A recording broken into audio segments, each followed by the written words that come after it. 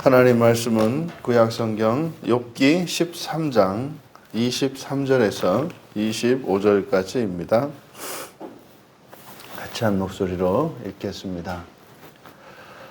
나의 죄악이 얼마나 많으니까 나의 허물과 죄를 내게 알게 하옵소서. 주께서 어찌하여 얼굴을 가리시고 나를 주의 원수로 여기시나이까. 주께서 어찌하여 날리는 낙엽을 놀라게 하시며 마른 건부를 뒤쫓으시나이까. 아멘. 어찌하여 얼굴을 가리십니까? 라는 제목으로 말씀의 은혜를 나누고자 합니다. 이제 하나님께 기도하고 있는 이 욥이 이제 하나님께 어찌하여 얼굴을 가리십니까? 어찌하여 얼굴을 가리십니까? 이제 하나님과 욥의 관계가 단절된 것임을 나타내고 있습니다. 23절에서 자신의 죄악이 얼마나 많고 허물과 죄를 내게 알게 하옵소서. 이제 구약 성경에서 죄에 대하여 나타내는 말들이 이제 다 나오는데 이 세 가지로 나타내고 있습니다. 첫 번째로는 우리말 성경은 죄악이라고 되어 있습니다만 앞에 죄악은 두 개의 아운과 하타를 이렇게 이제 합쳐버린 겁니다. 이렇게 해서는 안 되고 죄악을 죄악과 죄 이렇게 표시하시기 바랍니다. 나의 죄악이 얼마나 많으니까 할 때 죄악 이것은 이제 아운이라는 건데 아운은 왜곡된 것, 즉 이제 불순종을 말하는데 이것은 내적인 겁니다. 그래서 이 단어가 이제 곳곳에 이제 여러 가지로 번역이 됩니다. 사실 이 아운이 의미하는 바 이것은 이제 왜곡된 것을 의미하는데 의도하지 않고 저지르는 죄. 하지만 이게 처벌의 대상이 되는 것을 아운이라고 합니다. 그래서 이것을 레위기 5장 1절과 17절에는 허물이라고도 번역이 되어 있거든요. 그래서 이것은 죄악이라고 번역을 하고 또 죄악과 죄인데 죄가 이제 가장 대표적인 죄를 나타내는 말이죠. 이 하타라는 말은 이제 관역에서 벗어난 것. 이 관역은 뭐겠습니까? 의죠. 그러니까 의에 이르지 못한 것. 그래서 진리에서 벗어났거나 의에 이르지 못한 모든 것을 죄라고 합니다. 그러니까 결핍 상태죠. 결핍 상태. 그러니까 나의 죄악. 그러니까 이 아운과 하타가 그러니까 저에게 얼마나 많은 죄악과 죄 이것을 이제 앞에 있는 아운을 죄악으로 그리고 뒤에 있는 하타를 죄로 이렇게 번역을 해서 저에게 얼마나 많은 죄악과 죄가 있습니까? 그리고 하반절에 나의 허물과 죄를 알게 하여 주십시오. 여기 이제 허물이라는 곳에 사용된 말은 페샤입니다. 페샤. 이 페샤라고 하는 것은 이것은 하나님 뜻에 반하는 것이에요. 이 페샤가 가지고 있는 기본적인 의미가 이제 반역과 불법 이런 의미이거든요. 그래서 하나님 뜻을 거스르고 하나님 뜻에 반하는 것 이것이 이제 외적으로 드러나는 행위를 나타냅니다. 이 페샤가. 그래서 이 허물이라고 하는 허물로 번역된 이것은 범죄라고 하는 것이 보다 정확합니다. 저의 범죄와 그리고 죄는 똑같이 하타입니다. 죄를 제가 알게 해 주십시오. 23절에서 이야기하는 바는 하나님으로부터 마음이 식어지고 하나님으로부터 등을 돌린 욥이 지금 자신의 마음이 하나님에 대하여 이렇게 냉담하게 된 이유 그것이 마치 하나님께서 얼굴을 돌리신 것처럼 그러니까 하나님이 이 욥을 외면하시는 것처럼 느끼고 있는 거죠. 근데 말입니다. 하나님은 항상 그 자리에 계십니다. 그런데 이제 성경 곳곳에서 보면 하나님께서 이렇게 자신을 감추시고 숨기신다라는 표현을 해요. 사실상 실질적으로 이런 일은 실제적으로는 하나님이 자신을 감추시거나 숨기시는 것이 아니라 이것은 우리의 마음의 작용이죠. 우리의 마음 속에 하나님이 경험되지 않습니다. 우리의 마음이 하나님이 아닌 다른 곳에 가 있게 됩니다. 그러면 하나님이 감각되지 않아요. 근데 말입니다. 놀라운 것은 사람이 이렇게 불행한 가운데 고통 가운데 있다고 해서 하나님으로부터 마음이 떠나거나 또 부족함이 없고 풍요로운 상태에서 하나님께 마음이 가느냐? 그렇지가 않아요. 그것과는 전혀 상관이 없습니다. 그러니까 오히려 어떤 사람들에게는 넘치고 행복한 것 때문에 하나님에게서 멀어질 수 있고, 반대로 또 어떤 사람에게는 가난하고 괴롭고 고통스럽기 때문에 오히려 더욱더 하나님 앞에 나아갈 수 있어요. 그러니까 하나님과 신자의 관계가 삶의 환경의 어떠함에 달려있지 않다는 것은 너무나 명확합니다. 왜냐하면 어떤 사람은 괴롭고 힘들기 때문에 하나님 앞에 더 나와서 하나님께 간절히 매달려요. 또 어떤 사람은 넘치고 행복한 것 때문에 하나님 앞에 더욱 나와서 감사합니다. 그러니까요, 절대로 이 환경의 변화는 사람의 마음과 관계의 변화에 이것은 원인이 되지는 않아요. 영향을 미칩니다만 중요한 것은 마음의 중심이고 가치의 우선순위입니다. 예수 그리스도를 믿고 첫째 부활의 소망을 가지고 살아가는 사람과 그렇지 않은 사람의 차이가 뭐냐라고 묻는다면 여러 가지가 있겠습니다만은 일관성과 지속성입니다. 하나님 나라의 소망을 가지고 예수 그리스도를 믿고 살아가는 사람은 목표가 하나로 정해져 있기 때문에 그의 삶 속에서 또 그의 내면에 일관된 무엇이 있어요.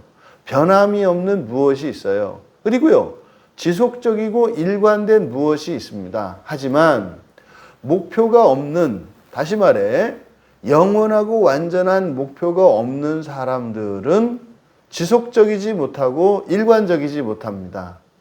그러니까 흔들리고 좌우 충돌하는 이런 일들이 있는 거예요. 그러니까 불순종한다 할지라도 일관되게 하나님을 추구하게 되어 있어요.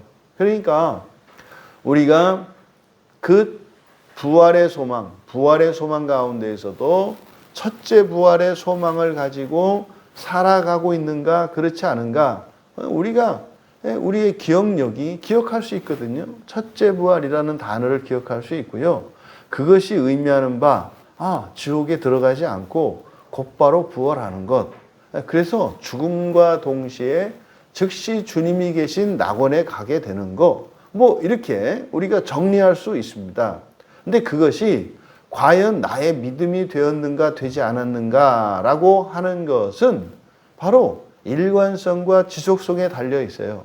그러니까 그 소망이 그것을 믿고 그 소망을 따라 살아가는 사람은 좌측으로 편향되어 있거나 우측으로 편향되었다 할지라도 돌아오는 일들이 돌아온단 말이에요. 돌아와요. 그러니까 아무리 넘어져도 다시 일어나게 되고 아무리 치우쳐도 다시 돌아오게 되어 있습니다. 이게 지속성과 일관성이에요.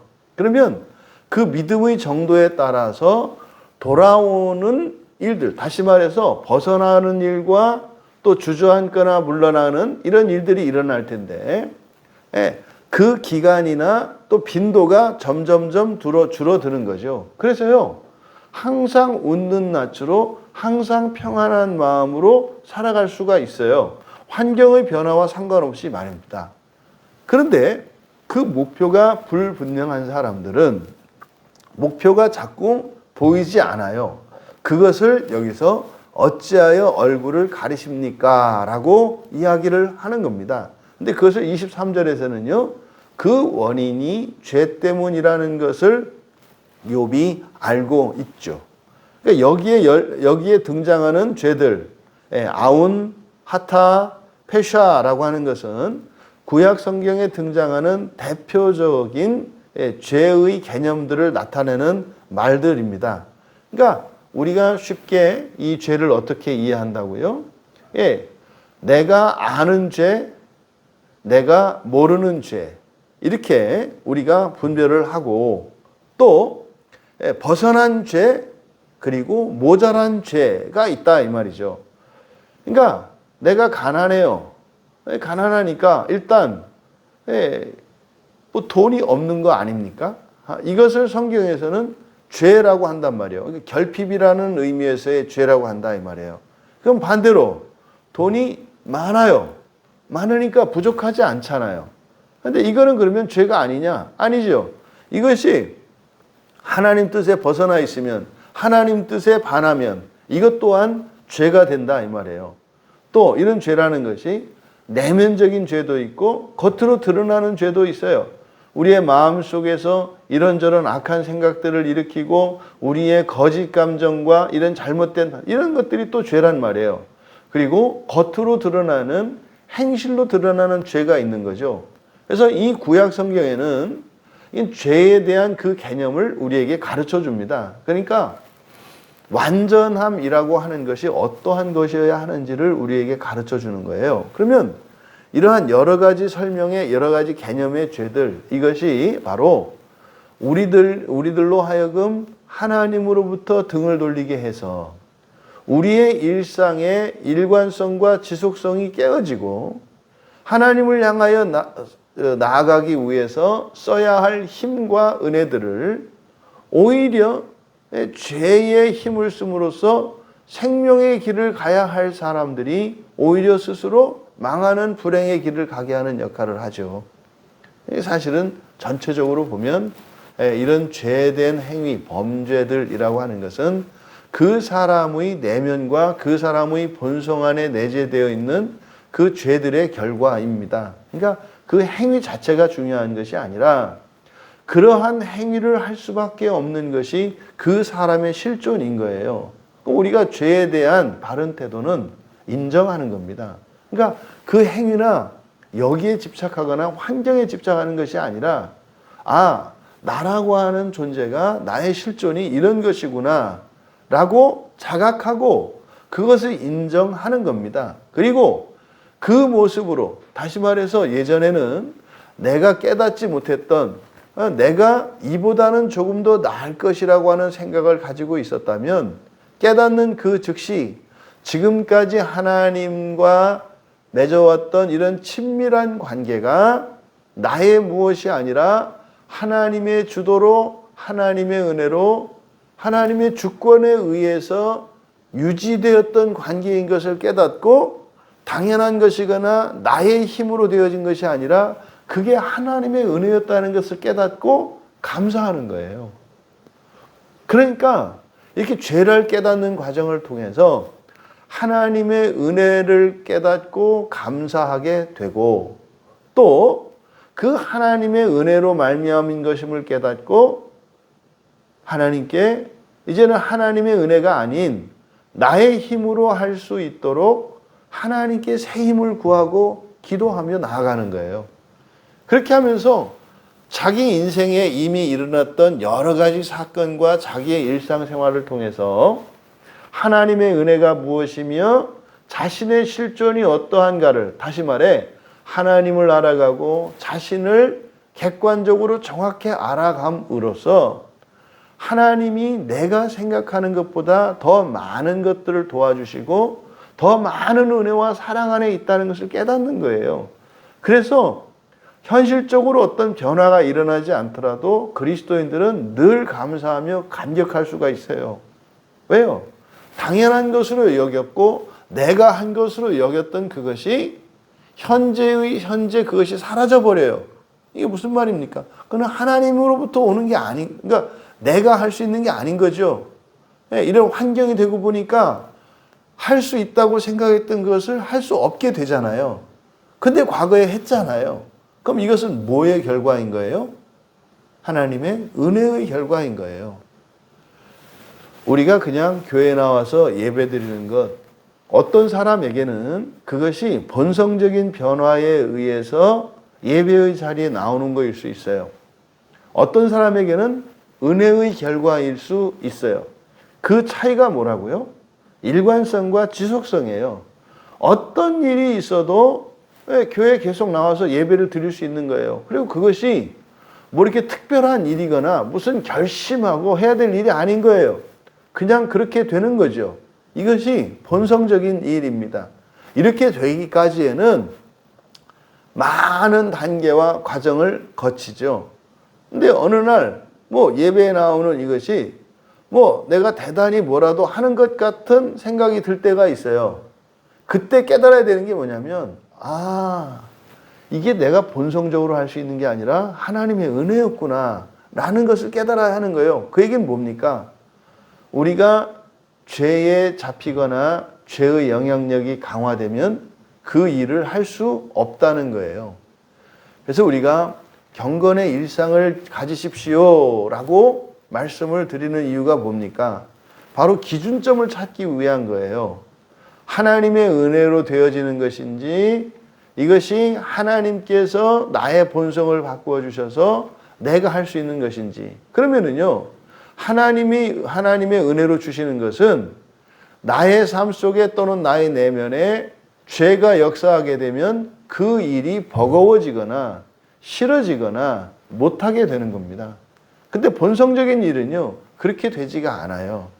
그냥 할 수가 있는 거죠. 이걸 가지고 우리가 깨달아야 한다. 지금 과거에 욥이 살아왔던 이런 일들은 하나님을 경외하는 삶이었어요. 무슨 말입니까? 자기 나름대로 일상생활에서 어떤 실수가 있거나 이렇게 하면 즉시 제사를 드려서 속죄를 받는, 사실 이 욥의 시대에는 뭐 아직 정확한 율법도 없고 또 이런 제사법이라는 게 정확하게 하나님에 의해서 계시되지 않은 때였단 말이에요. 이것은 모세 이전, 훨씬 이전의 세대니까요. 아브라함의 세대니까. 그런데 이 자연 계시에 의해서 욥은 자신의 이런 죄와 범죄, 허물들에 대해서 이렇게 속죄하는 삶을 살았단 말이에요.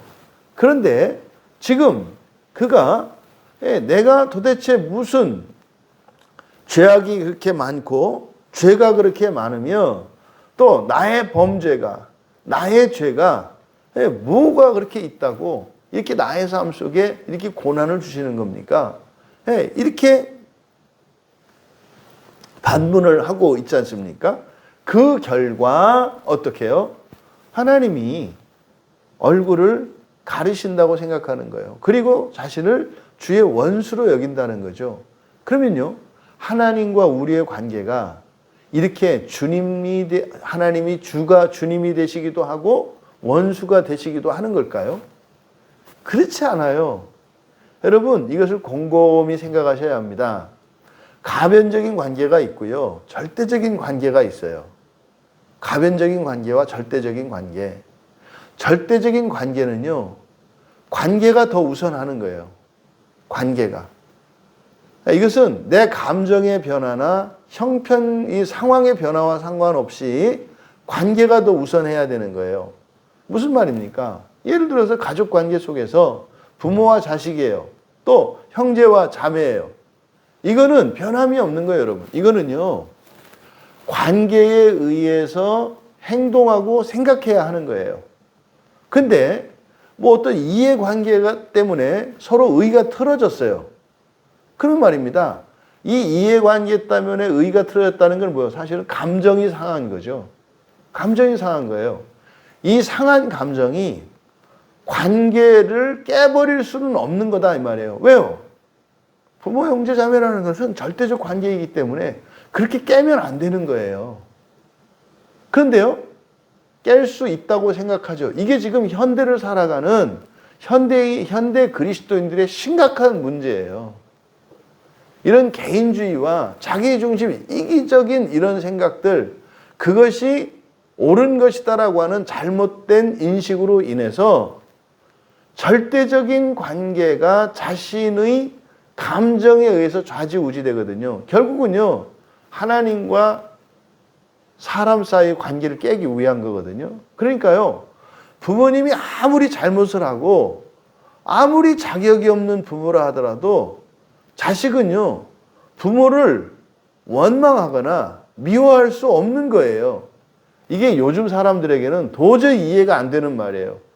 아니, 어떻게 그렇게 나쁜 행동을 하고 그렇게 자격이 없는데 어떻게 미워하지 않을 수가 있어요? 이것은 이 시대가, 이 사탄 마귀가 아주 오랫동안 감정 주도적으로 관계를 만들어 가도록, 이거는 수백 년, 수천 년 동안 마귀가 길들인 거예요.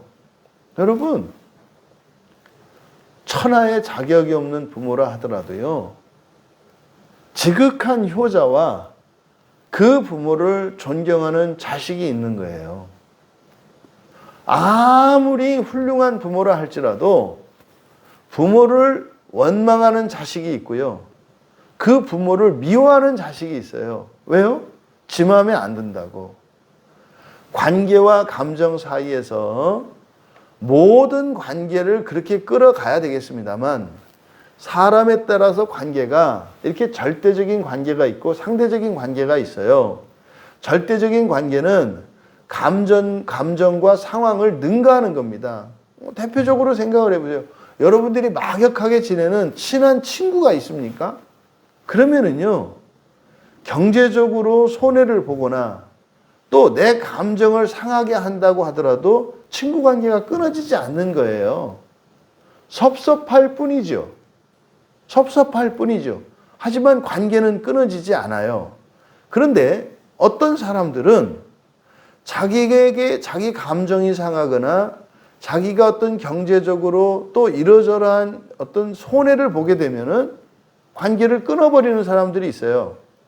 이것을 통해서 내가 맺고 있는 이런 관계들이 상대적인 관계와 절대적인 관계에서 나에게 절대적인 관계가 있는지 없는지, 그리고 내가 맺고 있는 관계가 절대적인 관계인지 상대적인 관계인지를 알 수 있는 거예요. 우선 우리가 사람들과 이런 절대적인 관계를 맺고 있어야 하나님과 절대적인 관계를 맺을 수가 있는 거예요. 사람들과 절대적인 관계를 맺지 못하는 사람들은 아직 하나님을 바르게 믿지 못하는 거예요. 믿을 수가 없어요. 왜요? 내 감정이 뒤집어지면 안 만날 거거든요. 내 환경이 틀어지면 안 볼 거거든요. 그래서 이 감정과 환경의 변화에 따라서 그것에 영향받지 않는 절대적인 관계를 가지는 것은 하나님과의 절대적인 관계를 맺기 위한 최소한의 조건이에요. 이렇게 해야 된다라는 의미가 아니라 그런 절대적 관계를 인간 관계 속에서 맺은 상태라야 그 사람이 하나님과 절대적인 관계에 있음을 알 수 있다 이 말이에요. 근데 사실은 사람과 사람을 통해서 하나님의 관계를 압니다만 이런 사람들과의 절대적인 관계는 불가능하단 말이에요. 왜냐하면 사람들은 변덕이 있거든요. 그리고요, 환경에 취약하거든요. 하지만 변함없으시는 하나님과는 이 절대적인 관계를 맺을 수가 있는 거예요. 그러니까 사람들과 절대적인 관계를 맺은 사람이라야 하나님과 절대적인 관계를 맺을 수 있습니다 라고 이야기를 했습니다만, 사실 사람들과 절대적인 관계를 맺기 위해서는 먼저 하나님과 절대적인 관계를 맺고 있어야 그게 가능해요. 그래서 하나님과의 관계와 사람의 관계라고 하는 것은 항상 일관된 거예요. 같이 나가는 겁니다. 그래서 우리가 예수를 믿어요. 예수를 믿는다고 하는 것은 뭡니까? 이것은 절대적인 관계를 맺는 거예요. 절대적인 관계. 하나님을 믿어요. 하나님과의 절대적인 관계를 말하는 거예요. 왜요? 우리의 소망이시기 때문에 그래요. 그러면 나의 삶이 어떻게 돼요? 환경이나 내 마음의 이런 감정에 의해서 나의 행복과 불행이 바뀌는 게 아니라요. 그 누구도 그 어떠한 환경도 나의 행복과 만족을 뺏어갈 수 없는 일관되고 지속적인 삶을 살아갈 수 있는 사람이 돼요. 지금 이 욥을 통해서 알 수 있는 게 뭡니까? 인간적으로는요, 충분히 욥을 이해할 수 있다니까요. 누구라도 이런 상황을 겪어보면 여기서 이렇게 욥처럼 흔들리지 않을 수 있는 사람은 뭐 거의 드물다고 봐야 돼요. 그러니까 인간적으로는요, 보통 사람들을 능가하는 사람이라는 것을 우리가 잊어서는 안 됩니다. 이렇게 종교적인 실천에 있어서나 인격적인 면에서나 사회적인 면에서나 이런 가족적인 문제 면에서 욥은 흠이 없던 사람이라는 것을 잊으시면 안 돼요. 그러면 사실 욥에게 일어나는 일은 나에게도 절대적으로 일어날 수밖에 없다라고 우리가 인식을 해야 되는 겁니다. 그랬던 욥이 하나님이 자신을 원수로 여기는 것처럼 느껴요. 그리고 자신을 외면해요. 그러니까요, 하나님의 눈빛이 어떤 눈빛이에요? 아주 매섭고 말입니다. 차갑고 냉담하고 쌀쌀한 눈빛이에요. 또 하나님이 나에게 대하는 태도가 어때요? 매우 거칠어요. 이게 지금 욥이 느끼는 하나님인 거예요. 그러니까 어찌하여 이러십니까? 지금 이렇게 왜 이러십니까? 라고 고백하는 건 뭐겠습니까? 이렇게 할 수 있는 것은 그 원인은 바로 죄 때문이라는 것을 알아요. 근데 문제는 욥은 자신에게 죄가 없거든요. 자신이 이렇게 기억하기에 하나님의 뜻을 벗어났거나 또 하나님 앞에서 내가 한 점 부끄러움이 없는 거예요. 그런데 이런 일이 일어난 거잖아요. 그러면 이건 지금 문제가 있는 거죠. 그리고 이어서 25절에 자신을 뭐요? 날리는 낙엽으로, 마른 검불로. 지금 이 욥의 마음이 여러분들이 공감이 되셔야 돼요. 어찌하여 날리는 낙엽을 놀라게 하시면, 이 놀라게 한다는 게 겁주는 거거든요. 날리는 낙엽이 뭡니까? 이거는요, 끝난 거잖아요. 바짝 말라가지고 나무에 붙어 있었던 푸르른 잎이, 그냥 이것은 과거의 고난 이전의 욥의 상태겠죠. 푸르른 잎, 낙낙장송과 같이 말이에요. 근데 지금은요, 바짝 말라가지고, 그나마 간신히 붙어 있었는데, 그나마도 떨어졌어요.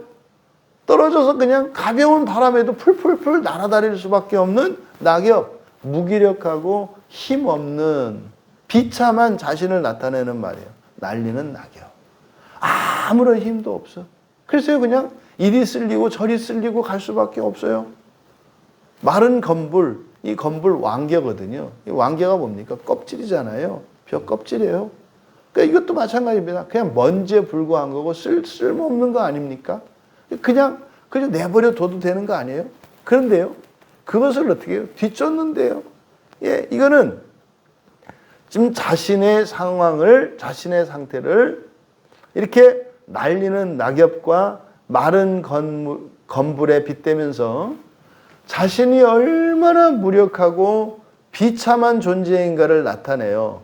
그런데도 하나님이 어떻게 해요?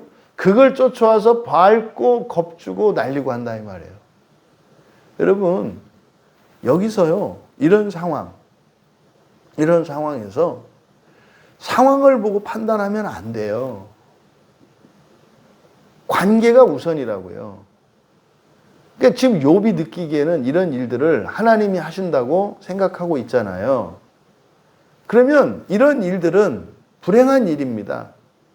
그러니까 나에게 일어나는 이런 환경적인 요인들, 내 마음속에서 일어나는 이런 거짓 감정들로 인한 괴로움들, 이것은 내가 경험하고 맞닥뜨리고 있는 거잖아요.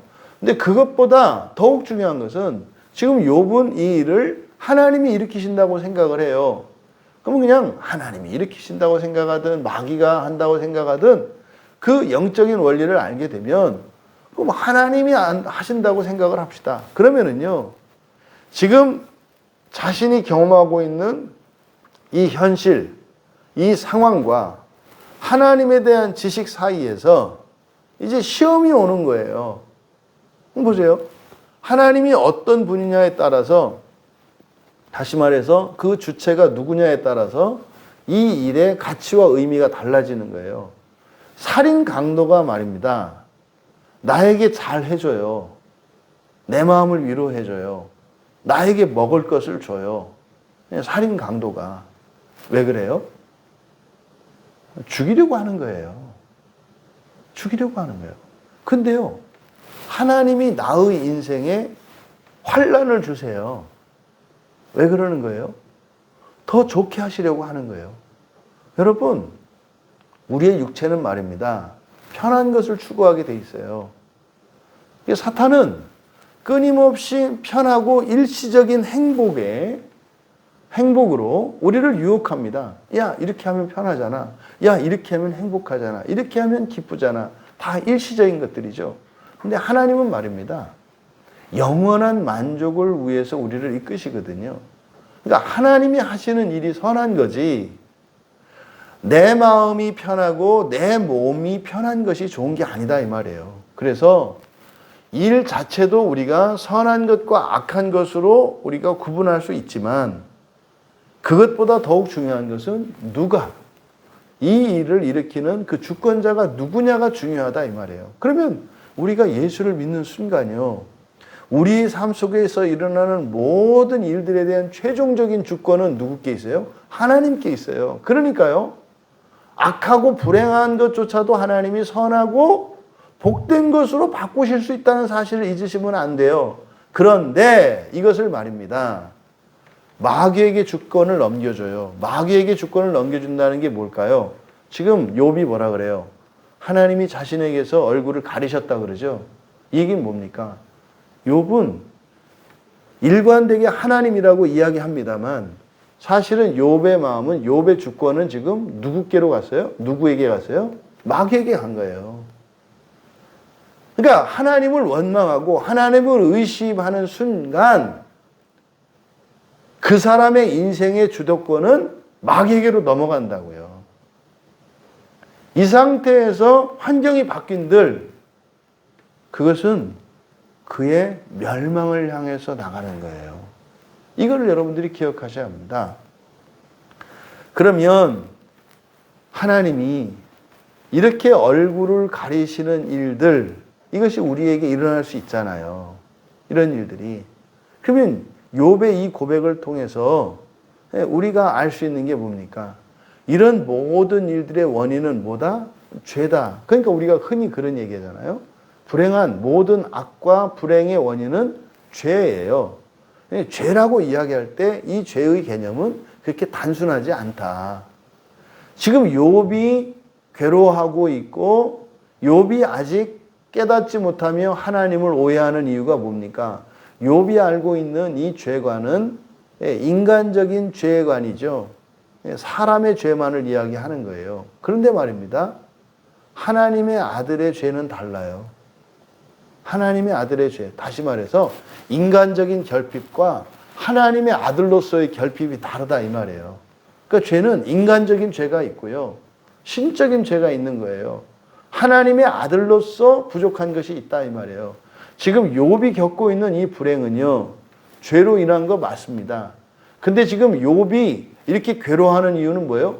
인간적인 죄가 없는데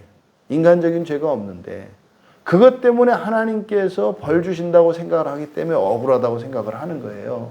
근데 성경은 말입니다, 사람이라고 하는 존재는 동물적인 인간을 초월하는 신적 존재까지 이르러야 한다는 것을 성경은 말씀하기 때문에, 우리가 부활을 통해서 하나님이 예정하신 그 존재론적 완성에 임하기 전까지는 죄된 상태예요. 인간적으로 아무리 뛰어나 하더라도 우리는 죄된 상태다. 이거는 그냥 사람들이 이거를 착각하죠. 또 이렇게. 사실은 자기는 죄의식도 없으면서 그냥 나는 죄인입니다. 이게 형식적인 고백을 해요. 여러분, 우리가 이 동물의 세계에서 영장인 사람이 아니라 하나님의 자녀인 것을 기억하셔야 해요. 그래서 우리는 욥과 같이 완전한 사람은 아닙니다만 오히려 인간적인 죄와 허물을 가지고 있기 때문에 굉장히 신앙생활하는데 유리한 점이 많아요. 왜냐하면 인간적인 죄와 허물을 아주 넉넉히 느낄 수가 있어요. 근데 중요한 것은 그것을 인간적인 문제로만 치부해서는 너무나 어리석은 거예요. 인간적이고 육체적이고 현실적인 이런 죄와 허물을 통해서 영적인 죄와 허물을, 영적인 존재로서의 죄와 허물을 또한 동시에 깨달아야 하는 거예요. 하나님, 내가 사람으로서도 이렇게 모자라고 이렇게 연약한데 하나님의 자녀로서는 얼마나 더 거리가 멉니까? 나는 절대적으로 하나님의 은혜의 매인자입니다. 하나님의 은혜가 아니고서는 살아갈 수 없습니다. 그러함에도 이러한 비참한 존재로 살기를 원치 않으니 나를 거룩하고 온전한 자로 바꾸어 주십시오. 하나님의 말씀을 따라 순종하며 일관되고 지속적인 그리스도인으로서의 삶을 추구하고자 할 때 하나님이 인간적으로도 온전케 하시고 새롭게 하세요.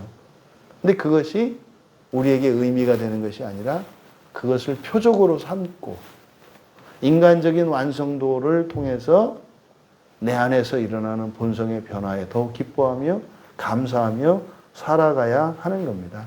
여러분, 하나님을 만나려면 죄와 허물이 없어야 해요. 하물며 하나님의 아들이 되려면 당연히 극복되어야 하지 않겠습니까? 여러분, 인간적인 유혹에 넘어가지 마세요. 나는 이래도 된다. 난 이것밖에 안 된다. 그러셔서는 안 됩니다. 극복하셔야 해요. 극복하셔야 돼요. 앞에서 태풍이 불어와도 물러서지 않고 넘어지지 않는 자로 변하셔야 돼요. 북풍 한 설이 몰아쳐도 낙낙장송과 같이 푸르름을 유지할 수 있어야 해요. 세상이 또 여러분의 친구가 여러분의 원수가 되어서 다가올지라도 언제든지 여러분은 원수된 친구들을 향해서 외칠 수 있어야 돼요. 그래, 원수된 친구들아, 그래도 나는 너희를 원수로 생각하지 않는다. 나는 너를 여전히 친구로 생각한다. 언제든지 나에게로 돌아오라. 이렇게 외칠 수 있어야 합니다. 작은 변화에 의해서 이렇게 끓고 식고 하는 이런 낙엽과 같은 왕개와 같은 존재가 아니라 바위와 같은 금과 같은 그런 존재로 그렇게 그 첫째 부활의 소망의 가치를 최우선으로 살아가시는 우리 모두 되시기를 주님의 이름으로 축원합니다. 존귀하신 하나님, 저희들의 인생 속에서 슬픔과 불행과 어둠이 닥칠 때에는 하나님의 얼굴빛을 저희에게 가리신 것처럼 여겨질 때가 있습니다. 그 즉시 나 자신이 하나님으로부터 등을 돌린 것임을 깨닫게 하여 주시고 현재의 나의 모든 상황과 이해와 느낌들을 내려놓고 거룩한 하나님의 자녀로서 하나님 앞에 나오게 하여 주시고 그 즉시로 은혜를 부어주셔서 저희들의 마음이 평화롭게 하옵소서. 또한 저희들의 삶이 비참한 가운데 있을지라도 영광스럽게 하시고 존귀케 하옵소서. 그래서 죄에 휘둘리지 않는 죄 가운데 있지만 하나님 자녀된 영광스러운 삶을 살게 하옵소서. 감사하며 예수님의 이름으로 기도하옵나이다.